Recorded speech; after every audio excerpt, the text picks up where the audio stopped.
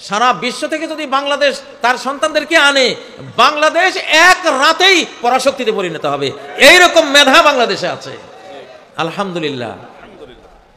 বাংলাদেশের দিকে এই জন্যই সারা বিশ্বের দৃষ্টি পড়েছে, এমনি পড়ে নাই। প্রিয় ভাইরা, তো এখন আমাদের ঐক্যবদ্ধ হওয়া চাই। আমাদের কি হওয়া চাই? ঐক্যবদ্ধ হওয়া চাই। গোটা বাংলাদেশ একটা শীষে ঢালা প্রাচীরের মতো হব। গোটা বাংলাদেশ ডক্টর ইউনূসের নেতৃত্বে আমরা ঐক্যবদ্ধ। ডক্টর ইউনূস 4-5 বছর ক্ষমতায় থাকবেন ইনশাআল্লাহ। এর আগে আমরা আর কোনো নির্বাচন শুনতেও চাই না, দেখতেও চাই না, কোনো দরকার নাই। আর আমি বললেই বাকি, না বললে বাকি, এটা চলে গেছে। 5ই আগস্ট এইসব দুর্নীতিবাজের নির্বাচন, এটা রহিত হয়ে গেছে, আকাশ থেকে রহিতকরণ হয়ে গেছে। এগুলি আর আসবে না ইনশাআল্লাহ। ওই যে কামব্যাক করবে, এটা হবে না।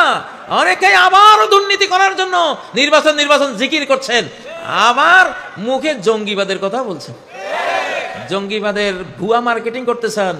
40 কোটি মানুষের 80 কোটি জুতা তোমাদের গালে মারবো ইনশাআল্লাহ। জঙ্গিবাদকে লাথি মারি আমরা। জঙ্গি তো তারা যারা মায়ের কোলে শিশুকে হত্যা করে বোমা মেরে, তারা জঙ্গিবাদী। তাহলে বাংলাদেশে 2024-এর 5ই আগস্ট আসলে মুসলিম যুক্তরাষ্ট্র তৈরি হওয়ার একটা রহমত নাজিল হয়েছে।